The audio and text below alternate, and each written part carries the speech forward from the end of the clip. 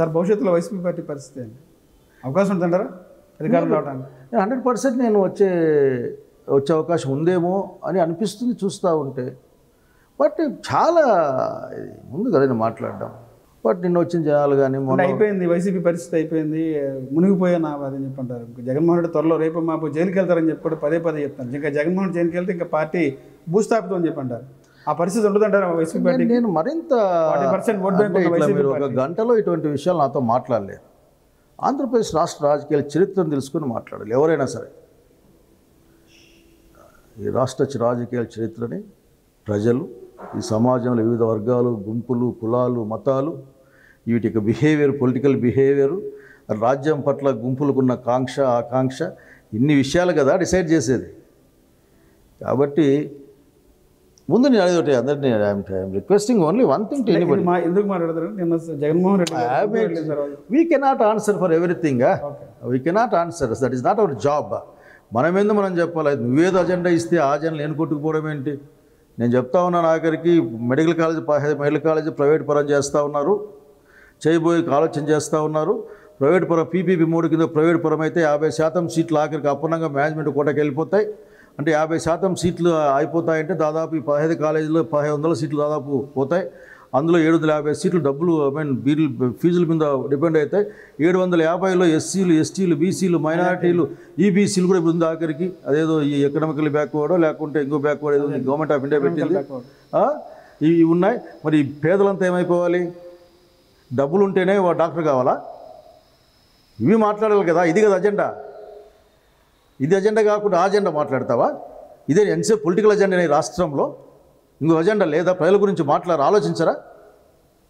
పైగా ఇప్పుడు అక్కడ ఉదాహరణకు రెడీగా కొన్ని కాలేజీలు స్టార్ట్ అవుతాయి, రెడీ అయినాయి.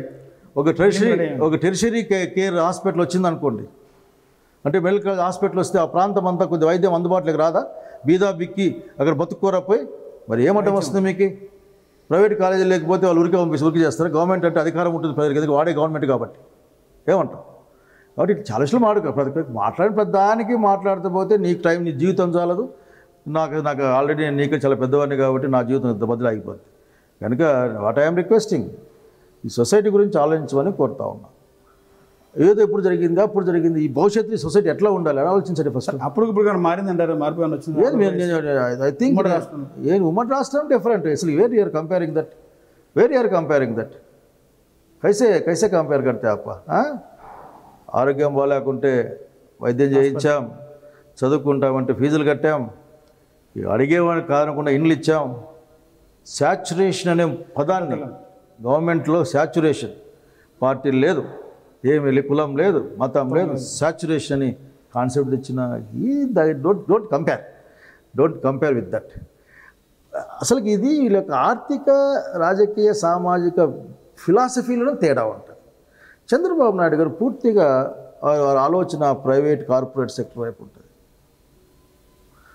కాంగ్రెస్ పార్టీ ఆ భావజాలంతో కలిసే వాళ్ళు ఎవరైనా కానీ, ఆ భావజాలంలో ఉన్న వాళ్ళు ప్రజల ప్రాపర్టీ, ప్రజల ఆస్తులు, ప్రజల బాగోగులు, రాజ్యం రెస్పాన్సిబిలిటీ, రాజ్యం పట్ల వీళ్ళకి రెస్పాన్సిబిలిటీ, ఈ విధంగా ఉంటుంది.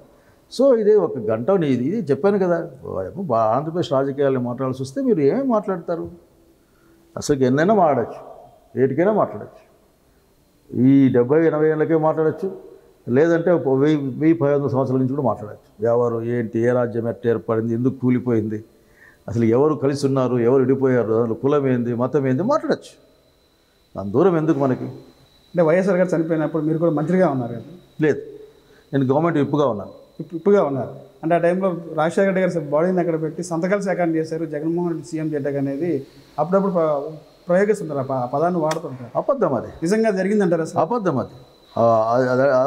ఆ రోజున కాంగ్రెస్ పార్టీలో ఉన్న రాజశేఖర రెడ్డి ఫాలోవర్స్ అందరూ కూడా అట్లాగే రాష్ట్రం యొక్క పార్టీ యొక్క కలిపి ఉంచే నాయకుడి కోసం చేసిన ప్రయత్నం. దాంట్లో జగన్మోహన్ రెడ్డి గారి పట్ల మెజారిటీ ఎమ్మెల్యేలకి ఆమోదం ఉంది. కనుక డెమోక్రటిక్ వేలో అందరూ మాట్లాడి ఒక మహజరు తయారు చేసి ఆ మహజరు మీద సంతకాలు పెట్టి పంపించాం.